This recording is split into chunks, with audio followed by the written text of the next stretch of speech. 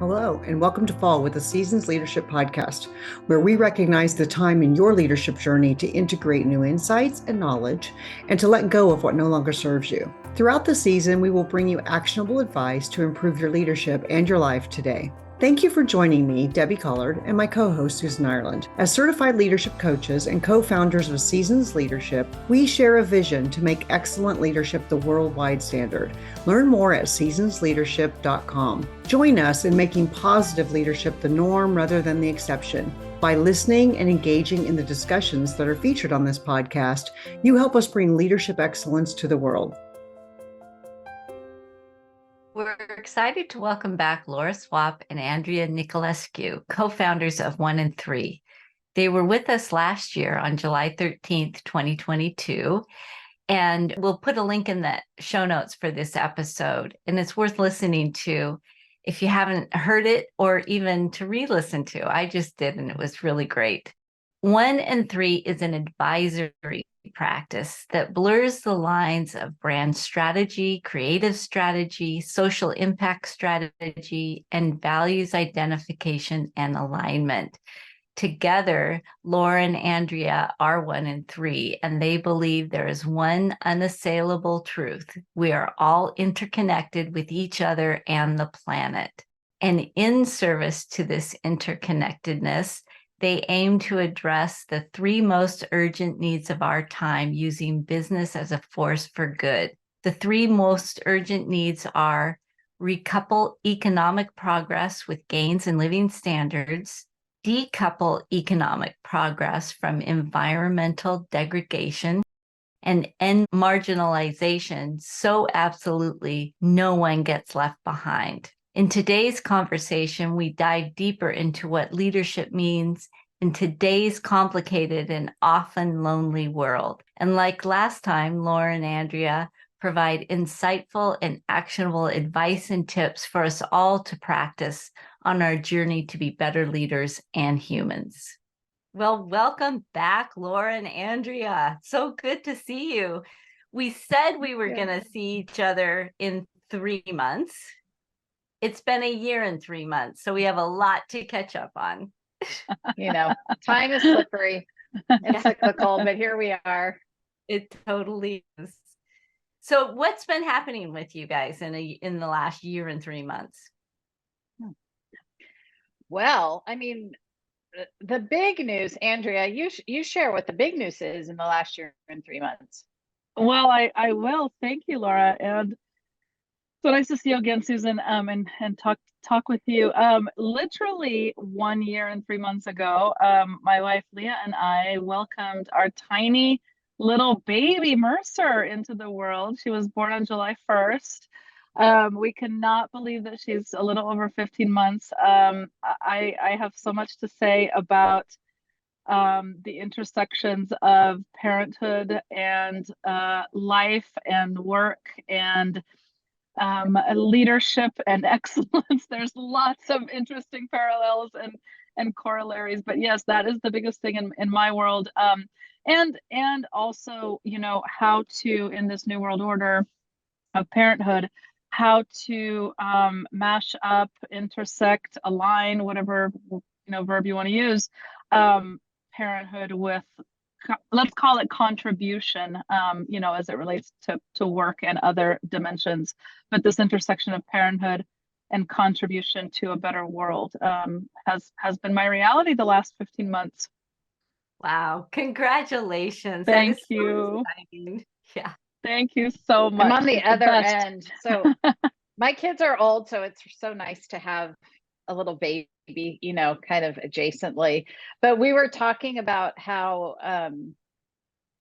we love that we're having this conversation in the season of fall, and really appreciated your conversation for the podcast about fall, and just it got Andreea and I talking about, you know, change and transformation and all the things that happen, because of course becoming a new parent is one of those things. And incredibly, between and overlapping with the birth of Mercer, we've just been really busy with clients, and things just got quiet for us in the last month or so in terms of workload, which is giving us time to talk about other things that we are passionate and excited about and want to dip into. So it just feels so appropriate that fall is here for our conversation. That is so great. Thank you for acknowledging the fall, because, we're all about the seasons. Yeah. Yes. And I love that, what I love about that is it's so cyclical. It's just not, we treat things like leadership and life as if it's linear, and it's just not, so. It is.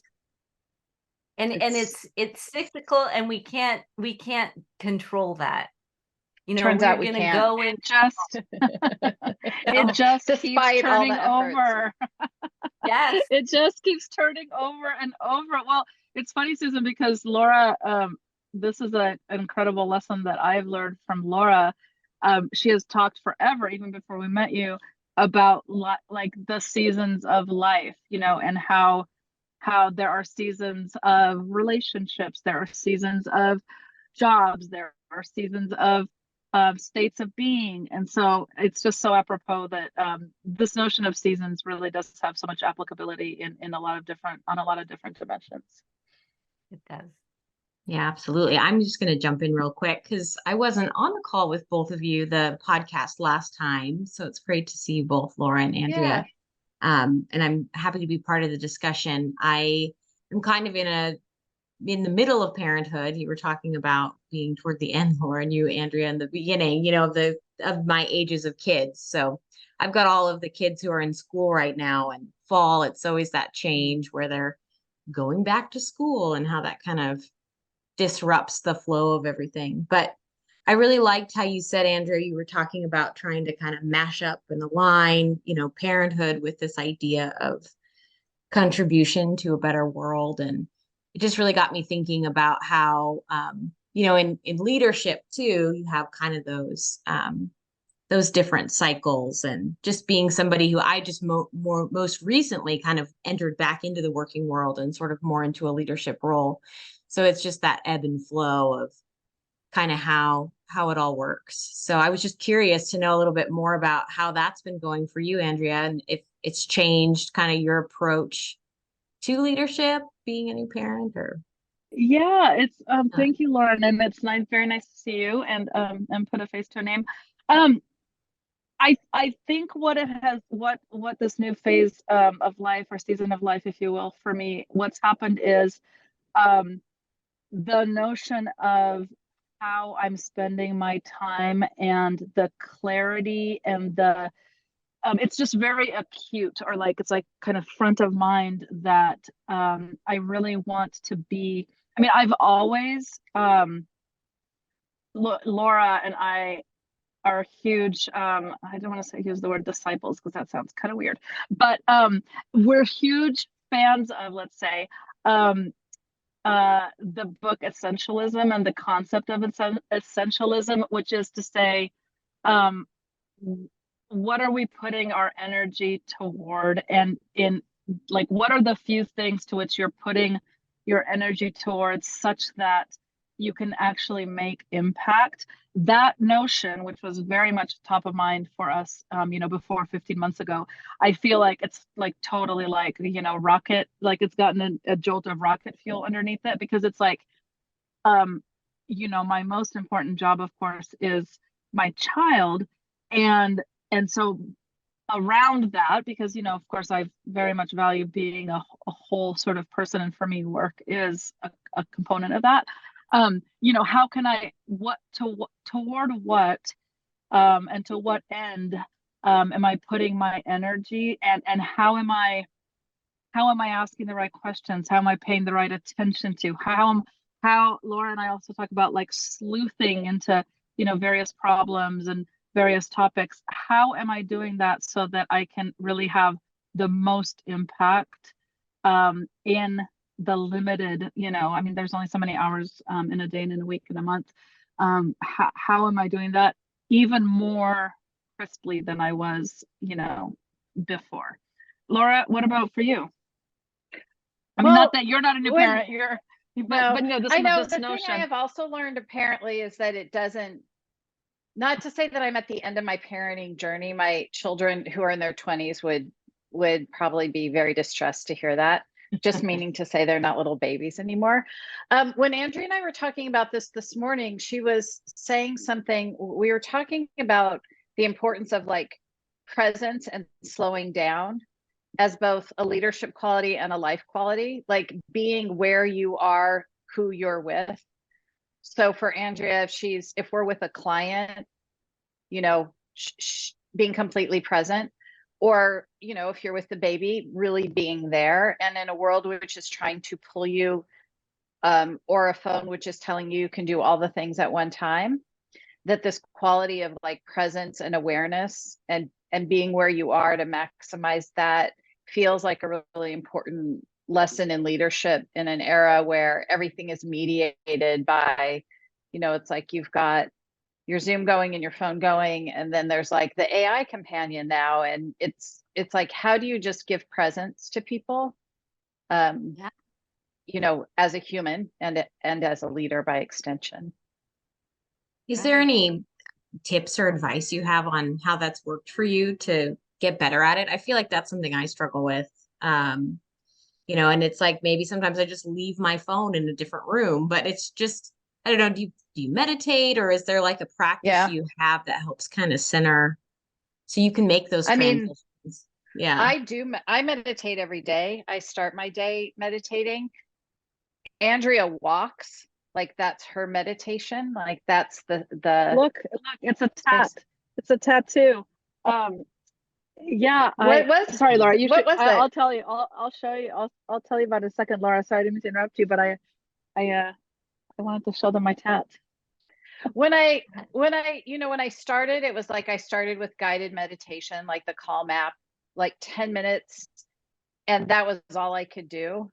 And you know, it's just a little bit at a time, and it's a decision. It feels like it would have been impossible when my kids were younger and running around and you're trying to get them out of the house, but I'm in a different place now. For Andrea, it's walking, and walking is like something she can do with Mercer, you know, which is incredible to clear your head. But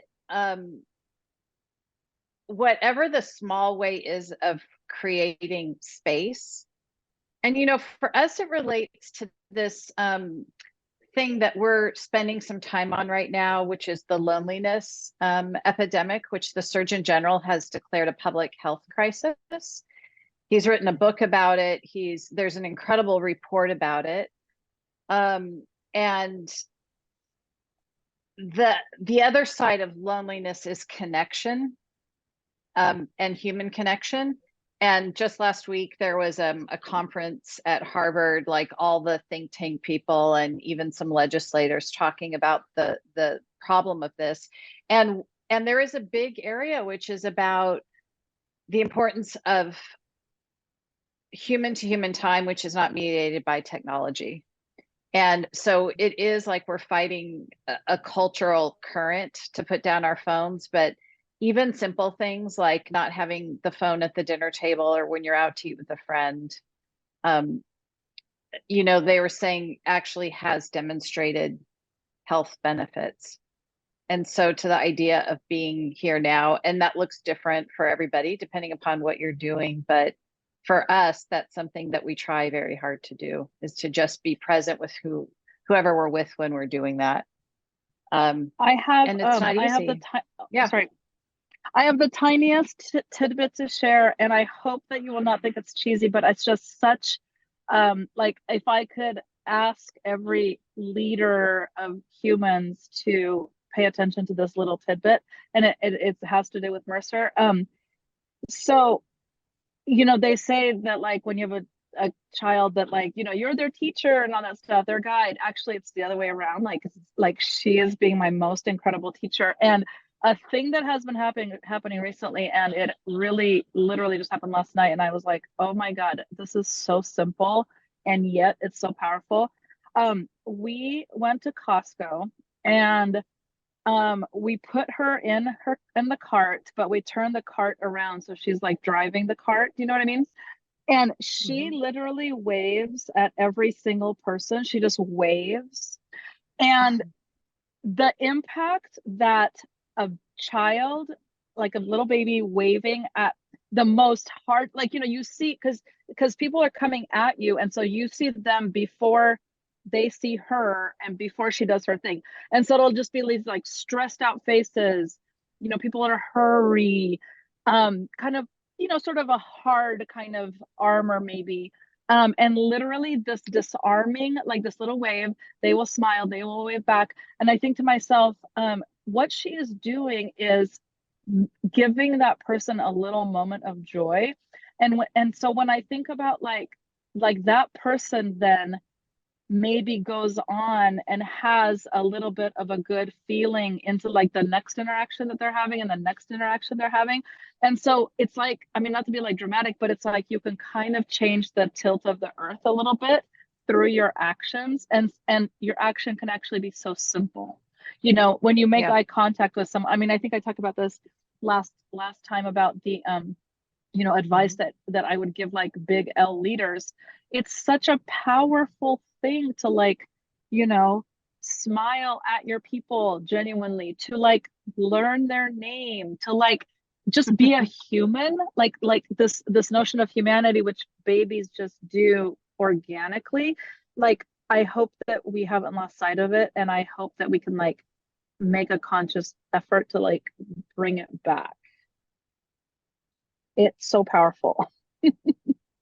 Yeah, what you're bringing up for me is, being a person, a human, but especially a leader. It's a choice to make, to be present. And so you have to make that choice that I'm going to be here and be present, and then know your behavior is like it's a shadow or a light to everybody that you touch. That's right. Yeah. And I love that. However you get there, like if you meditate, if you walk, if you put your phones down, whatever it is that is a choice to be there. And it's so much like is bombarding us not to be there, but it's still, we have that choice. Yeah. It's so true. It's so true. And maybe one other thing that I would add, and it is why I have this tattoo, which is it's in Laura's handwriting, because I want to have Laura with me forever. But the tattoo is it's in Latin. The phrase is solvitur ambulando, which means it is solved by walking. And the reason why, when I saw that phrase a couple of years ago, I was like, oh my God, like I have to have that on my body forever. It's the idea that nothing good, no good ideas, no solutions, no problem solving comes from just continuing to inundate ourselves with all the stuff. And so, Lauren, you asked like, how do we kind of step away, or what methods do we use to kind of do what we do? For me, it is about like filling my brain with stuff, and then I have to step away from the thing. And that is when the idea comes, the nugget, the insight. And so that's maybe something that I would say to a leader is, sure, you could spend 24/7, 365, just like being inundated with all this stuff, but actually the power of doing some of that and then walking away from it, that is when the magic happens. I found. Yeah, that's really insightful. Yeah. Well, I was going to say something, Lauren, but I don't want to interrupt you. No, go ahead. Please do. I'm loving it. I've been thinking, and Andrea and I have been talking about the role of intuition in leadership. And, the thing about intuition is it's largely informed by experience. Like the more experience you have, the more your intuition is informed about that. Interestingly, there's lots been studied about intuition on leadership and on management. And we've come to a place where we prioritize data to an extent that to this inundation, it can be hard to hear or recognize your own intuition. And so to think about that, those practices, which could be cooking, taking a shower, walking, meditating, right? Like whatever little way you find to synthesize all that, also can put you back in touch with your intuition. And there are kinds of work, and for us to do work that's like in the brand strategy space, social impact space, we take in lots of data, but there has to be another kind of knowing, where experience gets translated, and how to understand, like, if your gut is telling you something, can you hear it? Do you know what it's saying? How to pay attention to it. Are you aware of what your biases are, so that your intuition just isn't being led by bias? So also just this idea of like that kind of presence and practices can give leaders a reconnection to their intuition, which is pretty important. And especially when you're with people and people leadership is part of what you do, there's all kinds of information which isn't going to get handed to you in a PowerPoint. And so we're very interested, and Andrea and I will forever be debriefing client conversations about what else we felt was like going on energetically. And not, I mean, I don't even want to apologize for being too woo-woo, but we'll be like, did you pick up on that, like body language or tone, or how are we feeling about like the direction this is going? And trusting that our experience informs our tuition in a way which is useful as leaders of, you know, thought leaders in this certain kind of work. Right. Yeah, You I know mean, what- go ahead, sorry. Susan. What's coming up for me about this is that, and I think you guys would be really great to speak to this.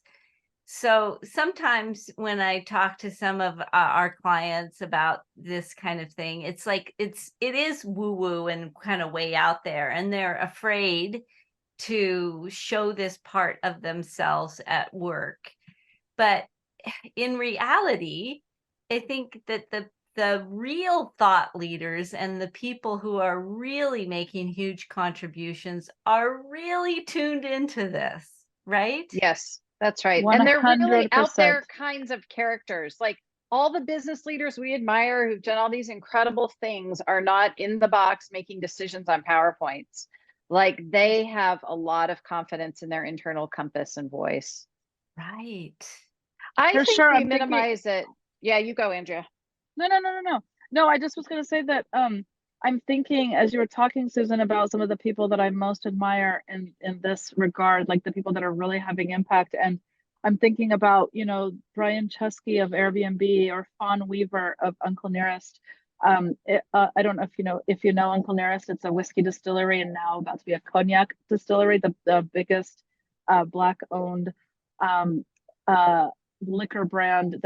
It's like very difficult to break through in the liquor category, but Fawn Weaver and her crew anyway, they absolutely will rely on data, but there's something about exactly what Laura is talking about. Like there's a gut, and the gut and intuition is made up of a whole tapestry.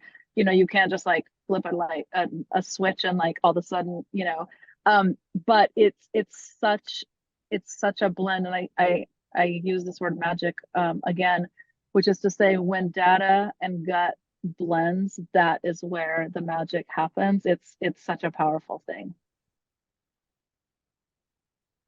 That's right. Do you have any advice for people to trust their gut more? You know, sometimes when I'm just practicing this, I'll write down what I think is happening and kind of track it along the way. Like if you don't trust yourself enough to act on it immediately, the first step is just that you try to be aware of it and note it. So like we take, you know, people take notes on meetings and then they send the email recap. Like there is always an opportunity to say like, I felt, and everyone walks away saying things like, I felt like that meeting was great, or something didn't go right. And so recognizing that as an invitation to go one click deeper, like, was it that someone's energy was off? Was the response, you know, like, what were you feeling? And I think in part it's about asking a different kind of question and cultivating that curiosity, which as a person working in the world or being a human or being a leader serves you well, is curiosity. So I think for intuition, and there are things that are written about this, like you have to be aware of it. You have to actually be willing to feel it and kind of try and put name or language to it. and then try and discern, like, is it information that's coming to me based on my experience and my subject matter expert? Is it a feeling based on like interpersonal skills? Is it a creative kind of intuition? You know, and like anything, the more you pay attention to it, the more you will be tuned into it. I think people feel this naturally, like it is a condition of being human, but mostly we have discounted it. I think in large part in the work world as being a characteristic of women, in like some binary of masculine and feminine, where we innately just undervalue, like we undervalue things which have historically been associated to women, which would include things like intuition. And yet when men exhibit those things often, particularly in workforces, I've witnessed this a lot, men will be like praised for like, my God, what an incredible vulnerability he showed. Like, you know, and it's true, but it's women play, you know, we're not saying that you have to exhibit all that in every circumstance, but it's information for you in leading. Well, yeah. And it's so funny, Laura, that you say this, because I'm reflecting back on this talk that I was going to give to like the biggest audience that I've ever given a talk to, which was like, I don't know, 400 or 500 people at one of the leadership conferences of one of our ex-employees and employers. And I happened to catch our CEO like as I was practicing my speech, he was going to the room, and he's like, how are you doing? And I'm like, oh, I feel nervous. And he gave me this little tidbit that I will always remember, which is to say, only you know what you're going to say. Do you know what I mean? Like but my point being that you don't actually have to say, I'm tapping my intuition right now, and my intuition is telling me that we should do X, Y, Z. You of course can, but what I'm saying is like, you can know that you're tapping your intuition, but what you're saying can be framed in a way that right. That doesn't, everyone like if can you don't hear. Feel comfortable, that everyone can hear as you're making your way to owning your intuition a little bit more, which is totally a journey I find. So that's like a way to tap your intuition, but not have to tell everyone that you're doing so. Yeah, that's really great. It's like a way of, you were talking about tilting the world, with your daughter waving at people. It's like you can do that for yourself and just tip 100%. Yeah. Mm-hmm. Yeah. I wave these at are everyone seeds. now. I'm just kidding. Yeah. Yes. I mean, these Andreea naturally probably waves at everyone. These are seeds. These are seeds. And what Laura and I always say forever and always is take what's useful and leave the rest behind, meaning like take a little nugget of what you're hearing today or any other, and make it your own, or like, like put your little tiny touch on it, so that, you can really feel it genuinely. And it's of you, not of, Laura or me or the two of you. It's fantastic.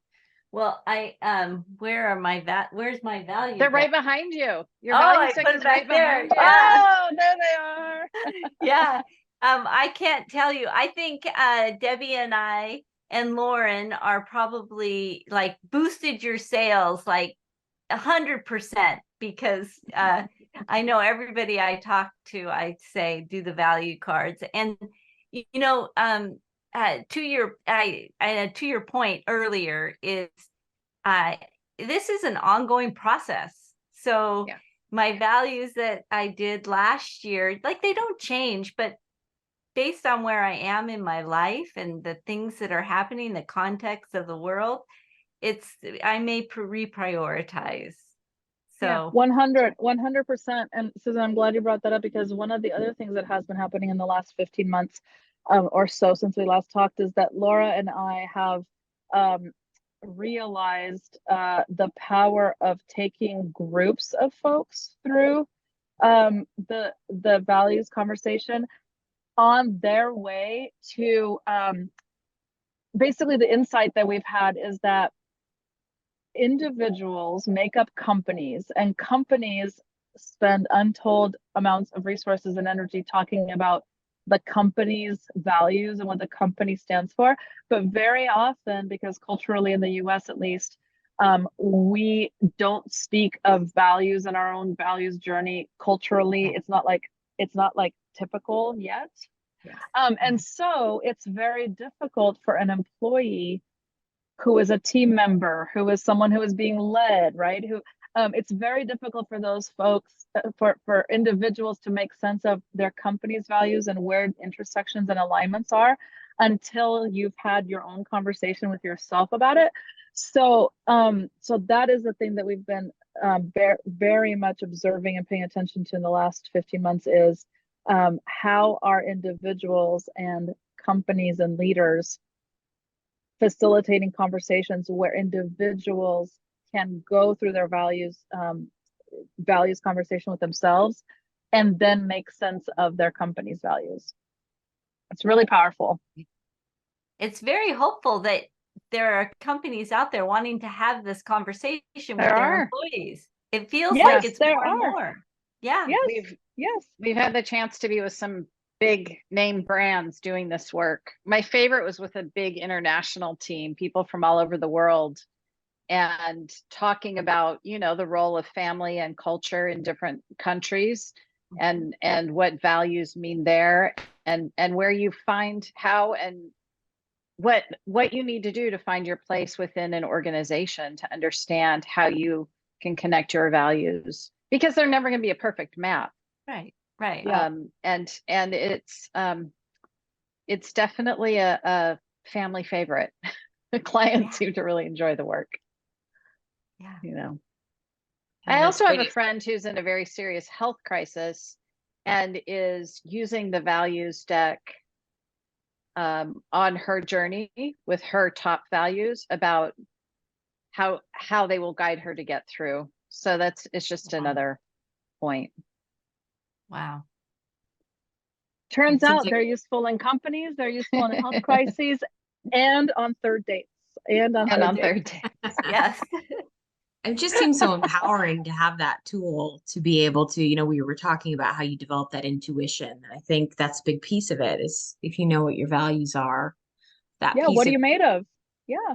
you can lean You on have that too language. to You have give language yourself for that it. boost to trust. Yeah, to trust yourself. Yeah.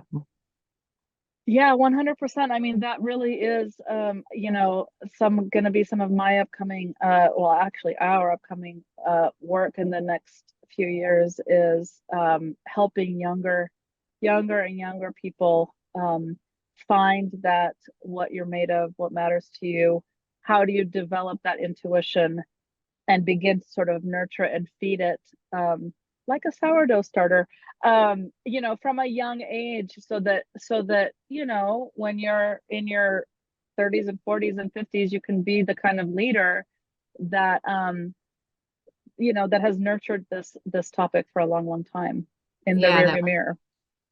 well, it's just what this is bringing up for me is when I think earlier on in my career, I was trying so hard to fit into, Yeah. you know, a culture and a value structure. And it's so refreshing to hear that companies now want to encourage their employees to explore that piece about themselves. Cause I think kind of a common path, I'm hoping this isn't true for newer people entering the workforce, but for maybe people in their, you know, middle age is that you maybe have these different feelings, but you're kind of pushed into behaviors that the company wants to see. And That's then you right. bring that on into your leadership and it reinforces those same structures. And now that we're hopefully in a place where people are trying to break out of that, encouraging Yes. people to do the work that you guys are doing is so powerful because I can see then people are built and ready to stand up for their own values.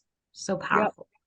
There's definitely a battle of wills. I mean, we're seeing that too. You know, there's been a backlash to a lot of the momentum that was created in 2020, and there was like all this employee activism and employees like wresting, you know, power and control. And now there's employers trying to take it back, and it is interesting to witness the unfolding of these battles and this, you know, kind of Gen Z, which would be where my kids fall into, the idea of like being yourself and your own person and like knowing how to identify and lead yourself and not just turn over your power hierarchically to someone else is happening.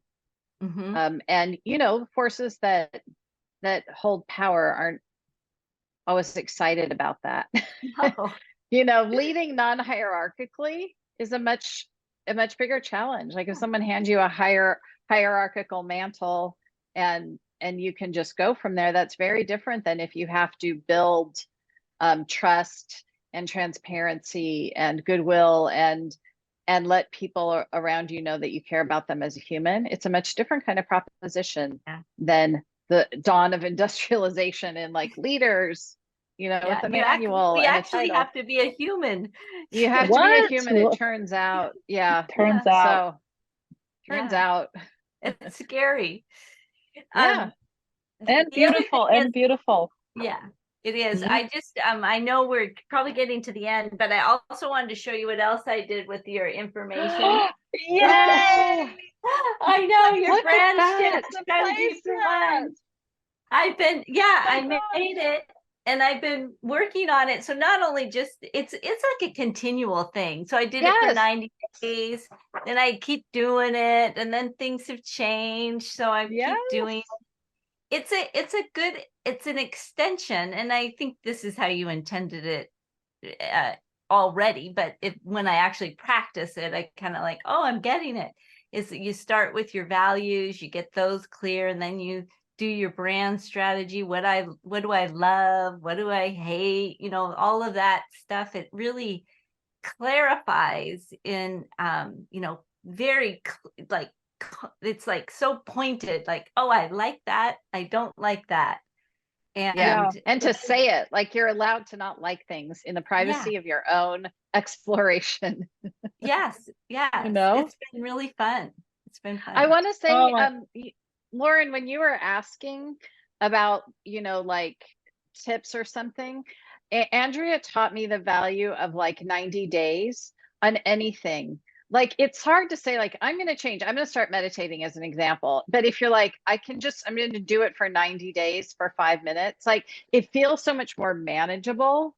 Or like the placemat is another place, you know, like for 90 days I'm going to put it out, like, and if you have to shrink that more to make it appetizing. But there's something, I don't know, there's something magical about that 90 days. I don't know if it's a quarter, it's the way time is cyclical or round. Like the season, that you're like, okay, for 90 days, I'm going to try this thing. And it's like, you haven't declared, that's not such a big declaration, you know? Right. It feels manageable. It feels manageable. I'm so glad it's resonating with you, with you both, because it came out of such a hard thing for me, which is that I in my past have been both super impatient and super impulsive, and I need, you know, to the point, Lauren, of like, oh, you know, what's the thing you do? I finally realized like it didn't work, like it didn't serve me, so to speak, to be either impatient or impulsive. And so I was like, okay, you know, some period of time, 90 days, to just allow thoughts to come and to reflect and to put them away for a bit and not act on it. It's turned out to be a really magical, God, I keep using this magical word. It's turned out to be like a really, really it's the sunshine good today. thing. Yeah, it is the sunshine. It really is magical. I'm really glad, Susan, that placemat, as I lovingly call it, is a thing that you are using. Yes, it is. So, and I love. Good. Yeah. Love it. Well, I know, I think we're over our half hour, but it's always so good. And maybe we can do it again, and maybe sooner than a year and 3 months, but 90 days. But in another season. We love all the I love the seasons as the metaphor, and it feels right. Well, thank you so much. Maybe we could end this with, because it's fall in our season's leadership, we call it, really, it's the integration time, or the time to let go. So maybe we all just go around the Zoom and say what we're letting go of or what we're integrating. Laura, you go first. Or, well, since we're all four, if we're all four doing it, then someone else. I need a minute to reflect. Yeah, I mean, I think I'm trying to integrate I'm trying to integrate different ways of knowing. So it's like I read a lot. So it's like, how can I take these incredible fictions that I'm reading with like a tit not, con reading, with a piece of news I'm reading, and with the values deck. Like, where do the different ways of knowing integrate into a point of view in the world, so that I'm not walking around like 25 people, but with a point of view? So I have been, it's why I really appreciated the piece that you and Debbie did on the fall, and the integration. It just feels right. So that's what I'm doing. I'm trying to bring lots of points of view from different places in my life together.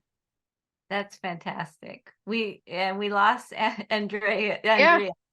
But so what about you she'll two? come back.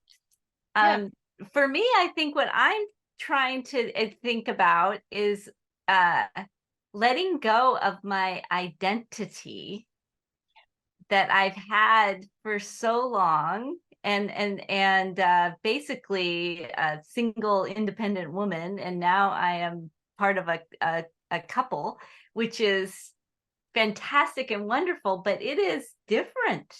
Yeah. And so there's things that I hold on to that it's unconscious, Yes. Now I have to be a choice to think like, okay, what do I really want? So that's what I love that. I love the loss of identity that happens at a certain time in life, which if you're open to it, allows for something else to happen. Exactly. That's exactly right.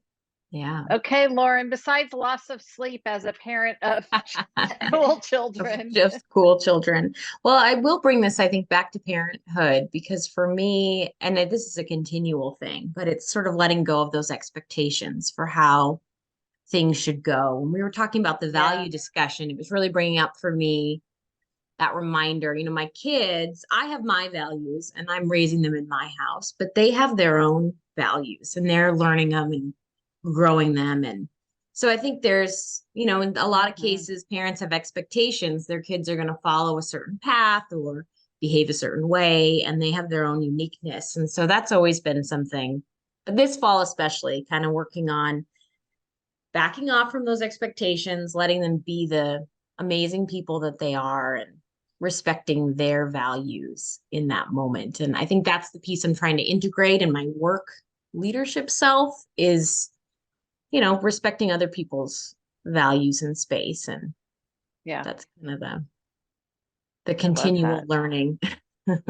I know. I just can't believe how naive I was, that I thought I'll have kids, I'll do these certain things, I'll try and embody these certain values, and therefore they will do these certain things and be the certain way.